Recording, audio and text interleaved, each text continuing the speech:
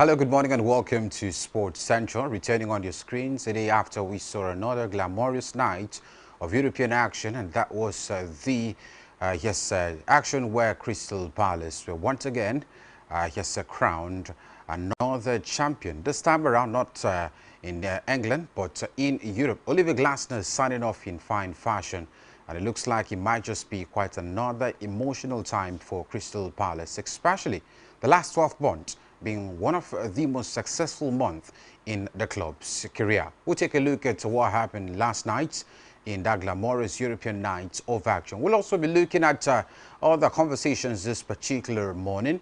Yes, the world of transfers is actually bubbling with club sides signing players left, right and center. We'll also look at other stories. The Roland Garros is also up and running, and some top names were engaged in a series of matches just yesterday, while some are expected to play much later today. All of which you definitely hear right here on the show. But before we extensively look at all of these stories, let's first of all bring you up to speed with big development making rounds in the exciting world of sports. I am Mutaba David. Welcome once again to the show.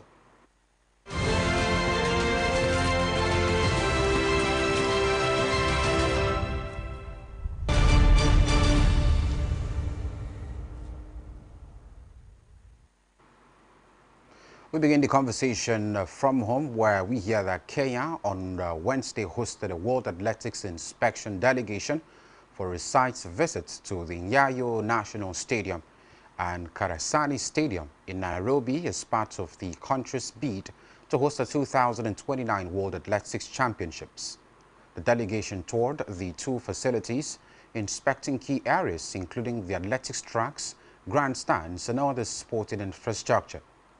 Technical teams also presented detailed briefings on Kenya's level of preparedness, proposed upgrades, and overall hosting capability for the global event. The inspection forms a crucial part of the evaluation process as Kenya intensifies efforts to secure the hosting rights for the 2029 championships.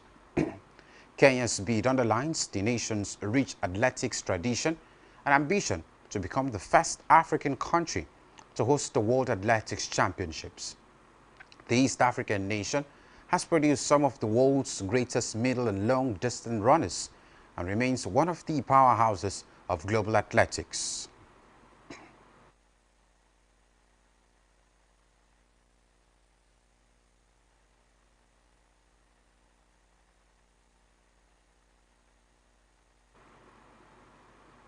Nigerian tennis star Oyinlomo Quadri has secured her first WTA points of the year after a hard-fought comeback victory over Kaya Moore at the W37 Wichita Open.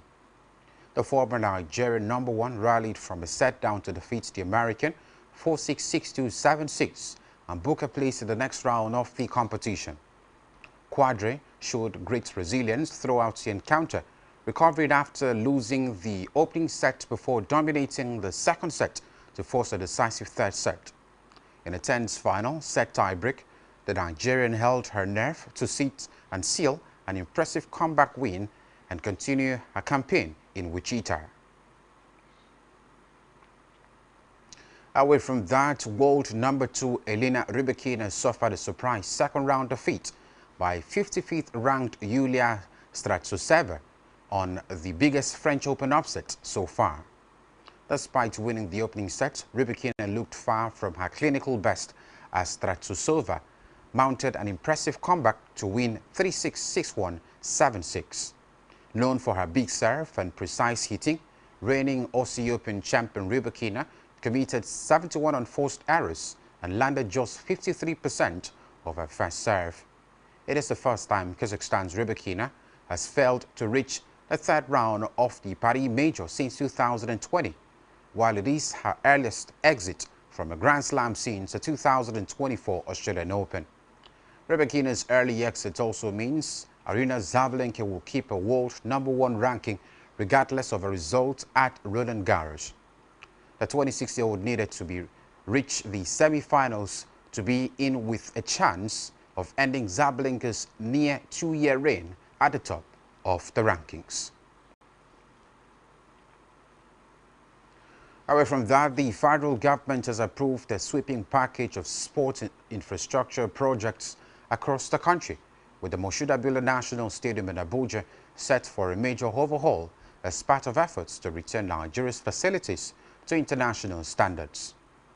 The approval were announced by the National Sports Commission following its tenders board meeting, where contracts for a range of projects were ratified under the government's broader strategy to develop sports as a vehicle for youth engagement and economic growth. The centerpiece of the program is the comprehensive rehabilitation of the pitch at the Abuja National Stadium, a facility whose deteriorating state has restricted its use by the country's national teams in recent years. The men ball will undergo extensive work, including revamp of the tartan tracks and upgrades of dressing rooms, the media center, VIP and corporate suites, public address and security systems, cooling and heating facilities, and the stadium's roof membranes. Additional approvals for the Abuja complex include the establishment of the High Performance Center, rehabilitation of the swimming pool at Package B, construction of 2 new training pitches, and the conversion of the 200-bed athletes hostel in a hotel complex designed to serve athletes while generating revenue for the facility. An anti-doping laboratory, modernized sports medical facilities, international compliance floodlights, electronic advertising boards, pitch protection systems, a video assistant referee technology are also parts of the package. And now to the exciting world of football, where Jean-Philippe Mateta fired Crystal Palace to their first European trophy as the Eagles edged out Rayo Vallecano in the Conference League final. The France striker turned home a close-range winner on the rebound from an Adam Wharton strike early in the second half in Leipzig. Outgoing Palace boss Oliver Glasner leaves the club, having led them to the FA Cup, Community Shield and now the Conference League in a remarkable 2.5-year spell at Selhurst Park. Both teams were competing in their first European final, and so the cagey start to proceedings at Red Bull Arena was perhaps unsurprising. Palace took the lead just 6 minutes into the second half when Wharton's strike was palmed into Mateta's path by Rayo goalkeeper Augusto Batalla, and the forward diverted it into the net. It was Mateta's 16th goal of the season for Crystal Palace. Yeremy Pino then hit both posts with a free kick before teeing up Mateta for another chance. But this time, Batalla pulled off a fine save. Rayo, who have the lowest budget in La Liga, struggled to create any real chances late on as Crystal Palace held on for their historic moment and delivered for Glasner in his final game as Eagles boss. And that's all we have for you at this time. We'll take a very short breather, and when we return, we'll definitely be having a series of extensive conversations in the exciting world of sports. Do stay with us.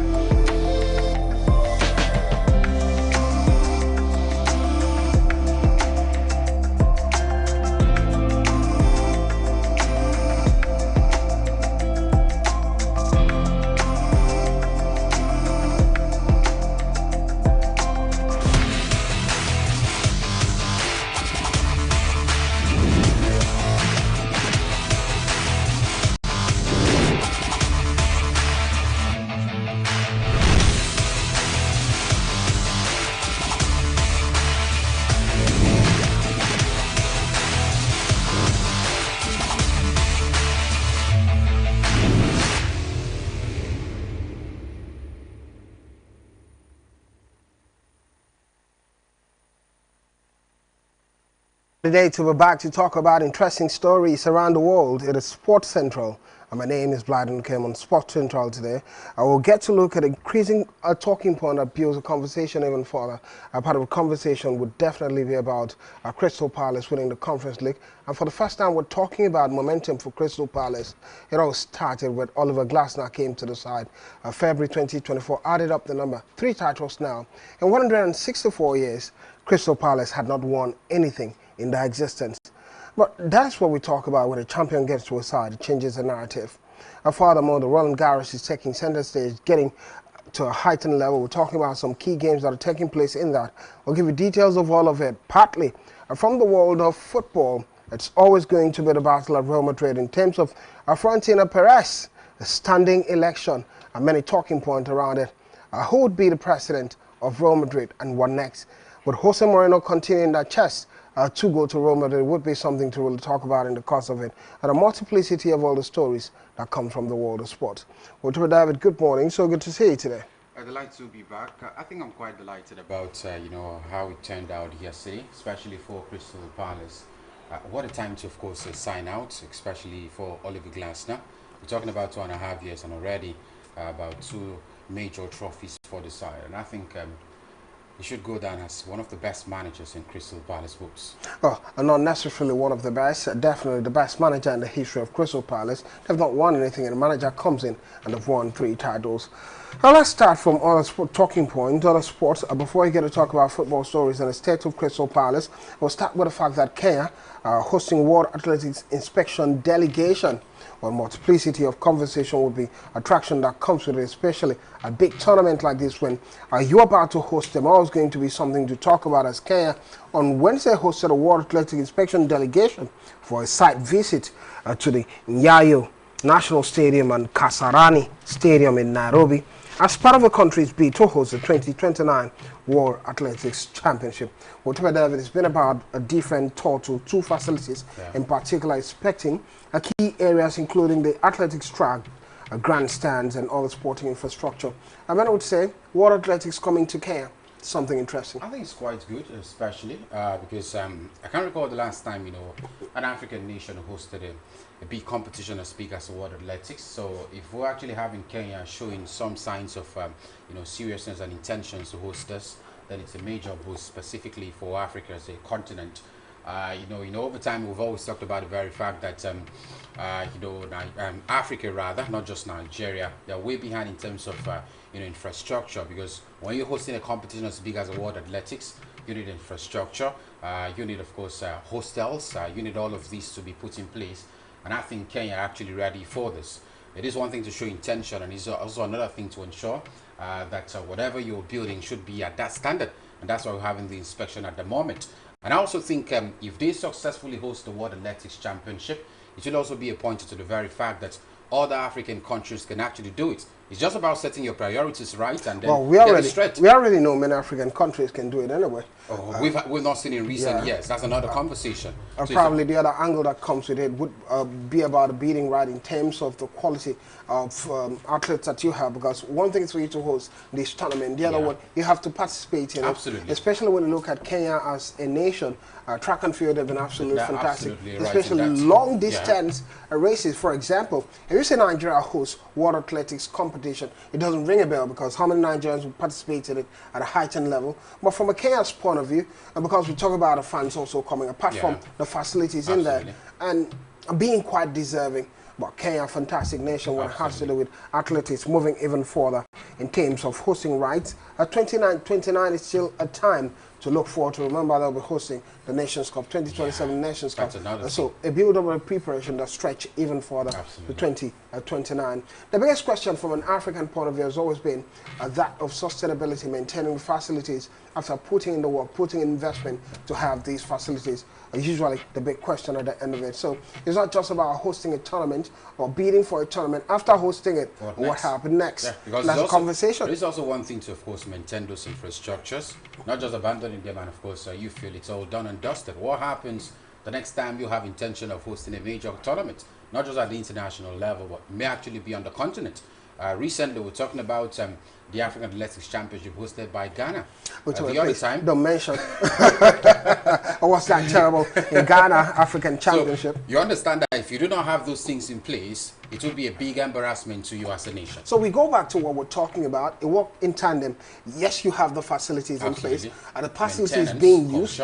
Beyond maintenance, I think why some African countries don't get to really utilize these facilities, they're not using it. The athletes are not there. For example, if we talk about Ghana, it doesn't ring a bell about athletics. So when they're hosting the tournament, probably even the officials might not really know so much about the structure and utility of it. Are we also taking athletes, of course, and athletics really as a priority on the continent? That's another major concern, because if you talk about football, then you can't tell me, of course, nations that have stadiums, they won't really have opportunities for players to play football. They have their local leagues. And those stadiums are being used almost every single now and then. So it works in tandem. Absolutely. Or you have the facilities, you prepare the athletes. Or whether it's football, you prepare the footballers to utilize it. Absolutely. And on and on and on, and you improve your facilities. And that's why there's been a massive thank you when it has to do with the Gospel Akpabi International Stadium in Uyo. Why? Because it's been the most maintained stadium in the state, and no wonder.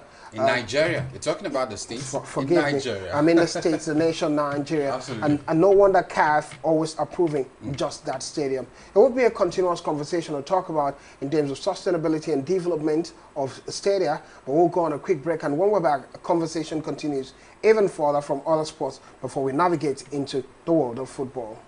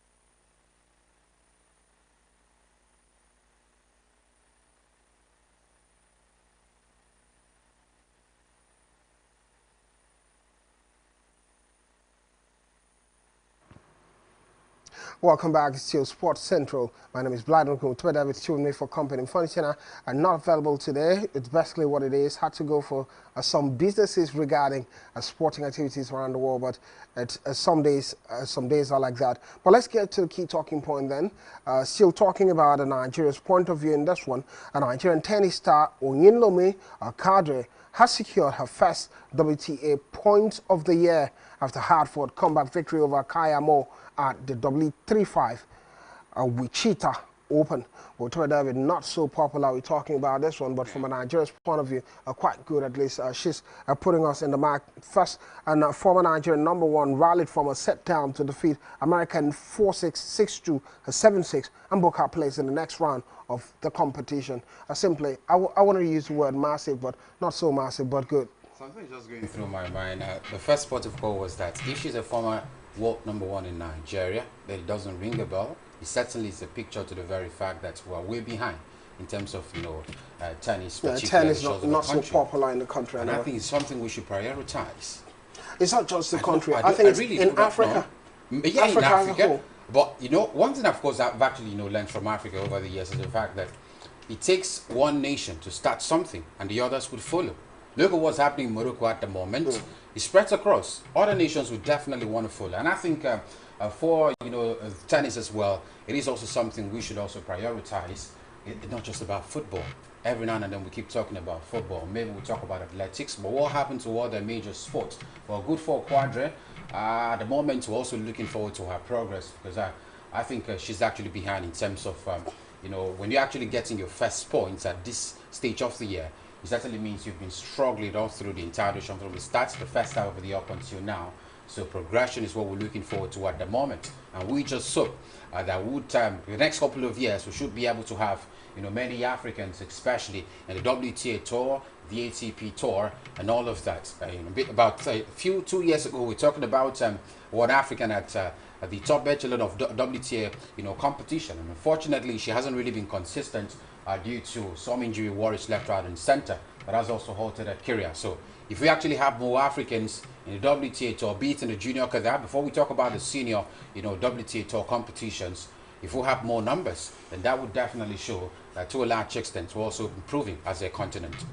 Talking about improvement as a continent, some conversation has centered around the Moroccan international, despite lots of injuries being a bane for her. But she's found a way to put Africa on the map.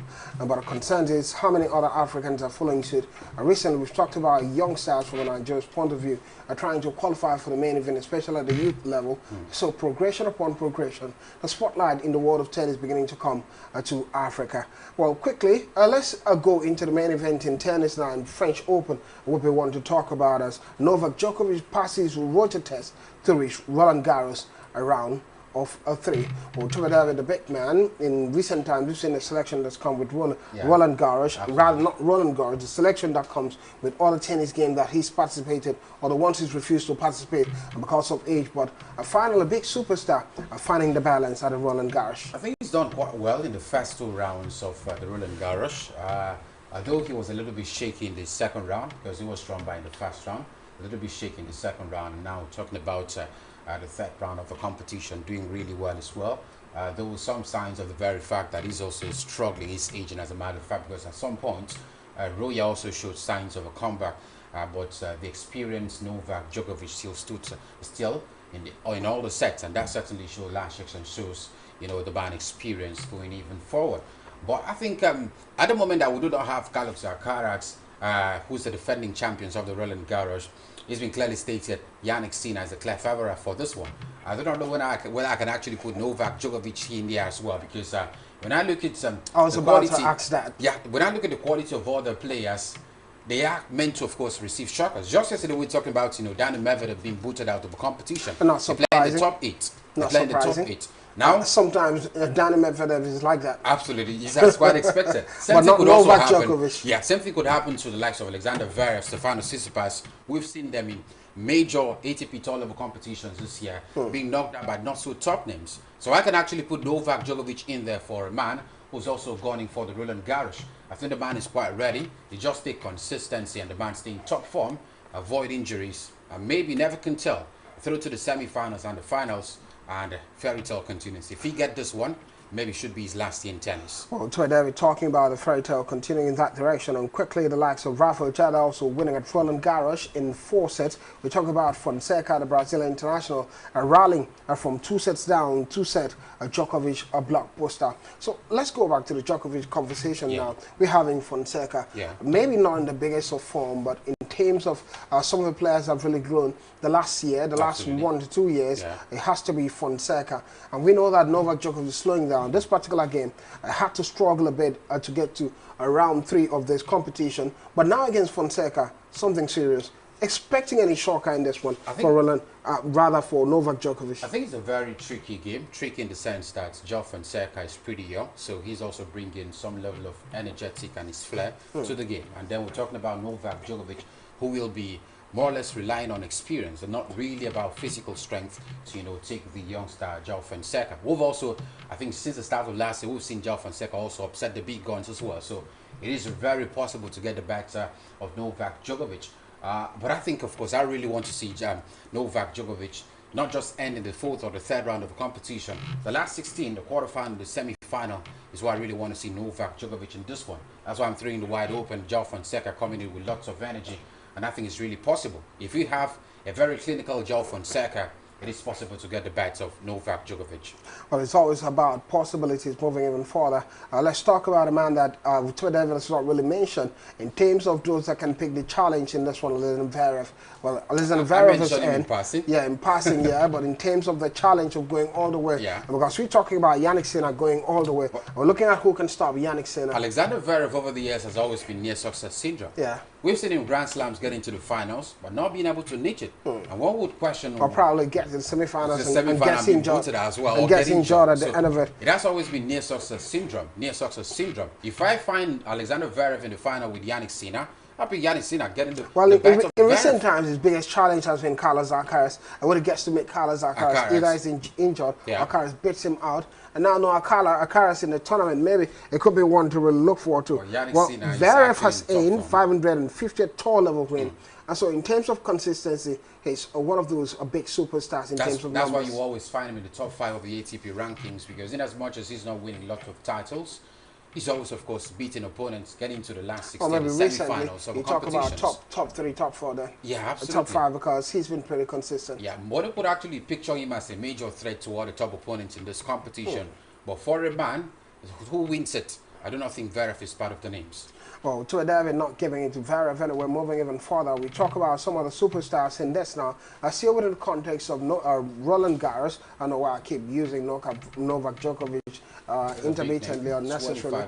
Well, I know he's gotten the Grand Slams, but it's time for me to talk about Roland Garros and not Novak Djokovic alone. The likes of Mensich collapse on courts as heat wave continues. Every year we hear this happen. Heat wave becoming a problem, especially at Roland Garros, and especially at Roland Garros. Sometimes when we're going to what's it called now, during the Miami Open and the Sunshine Doubles and Indian Wells. This one for Mancic, quite a difficult one, especially at this level, collapsing. But the intensity of tennis getting even further under hot sun.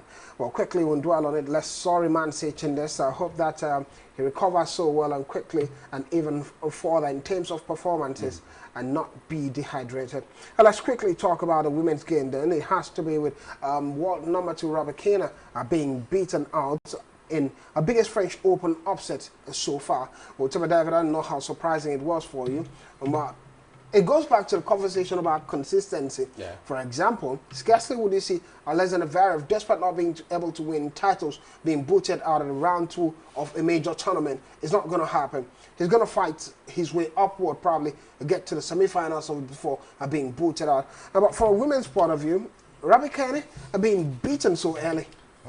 I can't actually, of course, understand the rationale behind, Rybakina not putting up a very strong performance against the opponent who's not even in the top 50 of the WTA rankings. And one would question, why and what really happened just yesterday for Rybakina, a lady who's won a Grand Slam this year. She's the current Australian Open champion. As a matter of fact, the last 3 years, if you look at Rybakina the last 3 or make it 2 years, this would be, of course, the most informed Rybakina in the last 2 years. Last year, I think late last year was when we started seeing Rybakina picking up form and, of course, also avoiding injury worries. But then again, we've actually seen shockers like this in the WTA standings. I could recall the year where the likes of, Cory Kokogov won the US Open.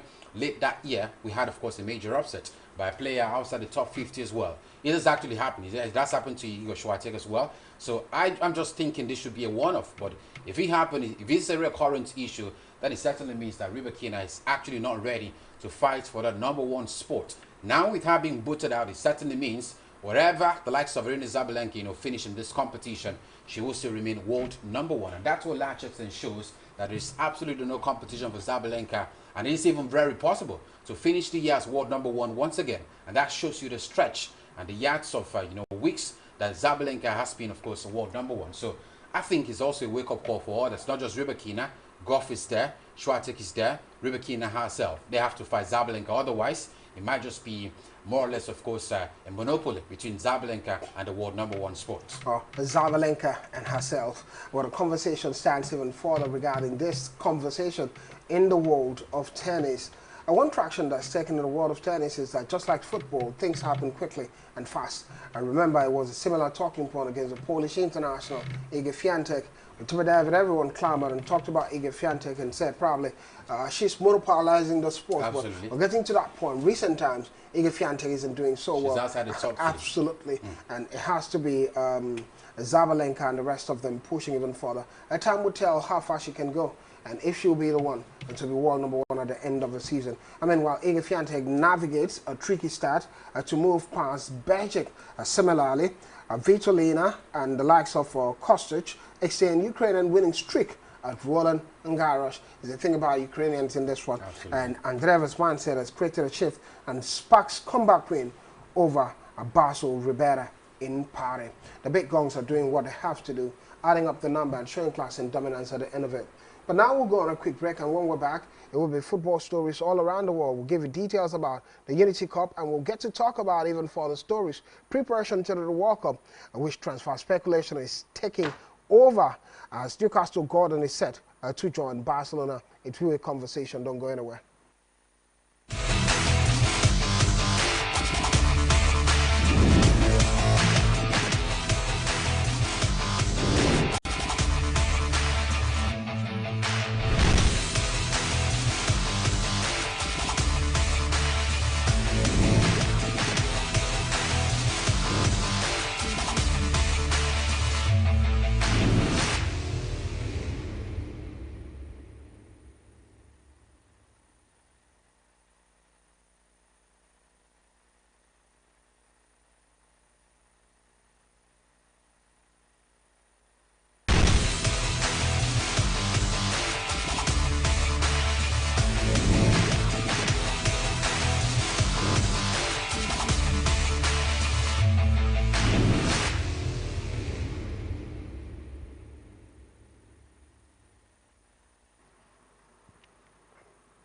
Welcome back here to Sports Central. My name is Blyden Kumutua. Davis here with me for company.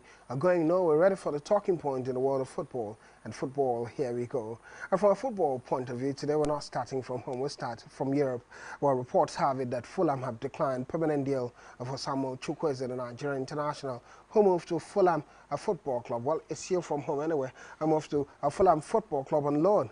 Well, early part of it, since moving from AC Milan, we're quite happy about it. But it's not really gone the way it ought to be. Many expected. The early part of the season with David, who was scoring goals, coming from the bench, scoring bangers. But afterward, especially since not performing so well at the AFCON, returning to Fulham Football Club, he's been a shadow of himself. And now he's returning and back to AC Milan. I wish AC Milan was home, but it's not. Wow, we're talking about scoring goals, but he's not scored up to 4 goals this season for Fulham. And it's not even about scoring goals alone, and being electric as a winger. Absolutely. And I think at the start of the season, we actually saw that glimpse of Samuel Chukwueze. I don't know what happened at the turn of the year. Just like you've mentioned, maybe after the AFCON, we actually had another player who did really well before he returned back to that particular club. And it is one thing to, of course, ensure that you actually impress your manager in order to start games regularly. And I think since he returned back, Samuel Chukwueze wasn't doing really that. And when you look at a player in which you think can actually add quality to you, and he's sitting on the bench, you look at the valuation of the player, look at the kind of the amount of money he should pay for the parents' club in order to give him permanently. You'll also, of course, have a rethink about that. And I think at the moment it's really bad because I really wanted to see Samuel Chukwueze in the English Premier League. Returning to AC Milan, there is absolutely no, of course, assurance of starting games regularly, especially at the point where AC Milan won't be playing in the Champions League at the moment. Now their manager have also departed. You do not know the kind of manager is coming in, whether or not it will favor Samuel Chukwueze or not. But I think if they actually find resolution to this, maybe Samuel Chukwueze moving out of AC Milan, it will also be really good, because one thing for a footballer, you have to play regularly. Otherwise, you definitely lose your value. If he goes to AC Milan, no guarantees he's going to No guarantees at all. Now we're talking about a new guy for coming in. He has to leave this. He has to leave. Definitely, he has to leave. One bad signing for AC Milan, it will be the conversation for Samuel Chukwueze.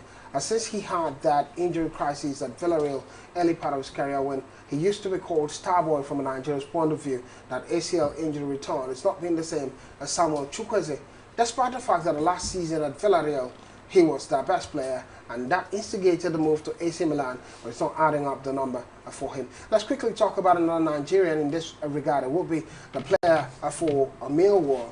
Well, we saw Femi Aziz scoring 2 fantastic goals for the Super Eagles of Nigeria. He's with the Super Eagles of Nigeria at the Unity Cup. Scored against who was that? It was Zimbabwe. He scored against Zimbabwe in that game and went even further with many presses. But we hear that Millwall has rejected 20 million euros bid from Ipswich Town. Ipswich are moving to the Premier League. Absolutely. And it's that conversation from the 24-year-old. He registered 11 goals, 8 assists in 37 appearances across all competition. And right now, it seems to be on the spotlight. We're talking about him from Nigeria at the Unity Cup. Scored 2 goals against Zimbabwe. One that we can look forward to. But a possible move to the Premier League. I hear some Premier League clubs are interested in him, but it won't happen. But I think it's quite good for, you know, and it's or maybe also early bid.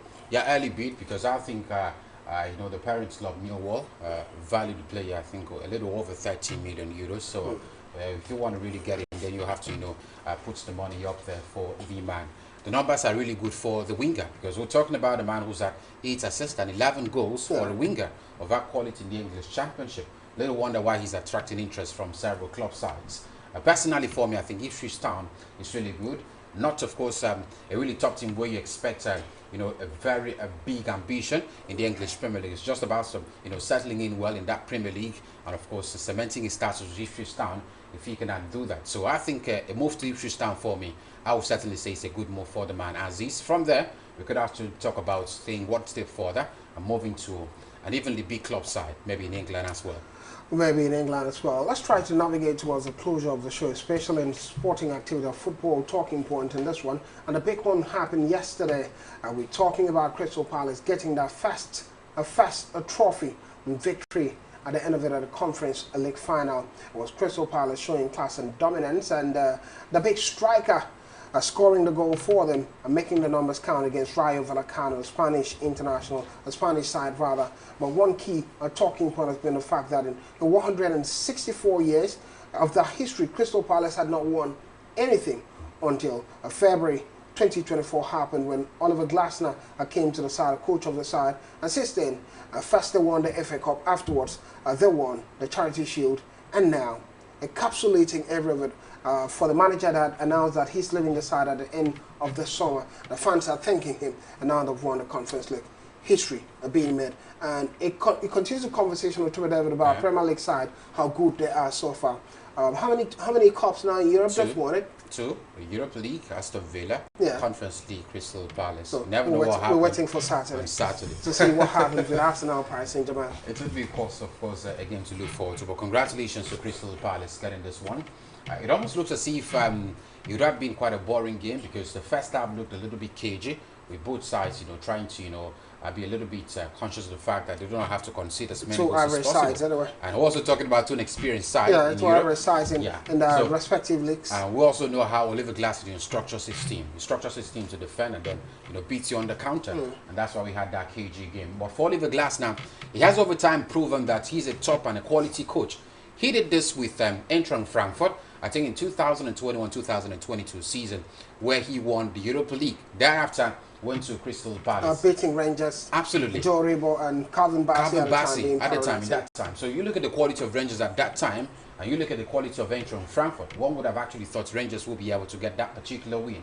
And now in the space of 2.5 years, he's already doing this for Crystal Palace. I think he's the best manager Crystal Palace have ever had.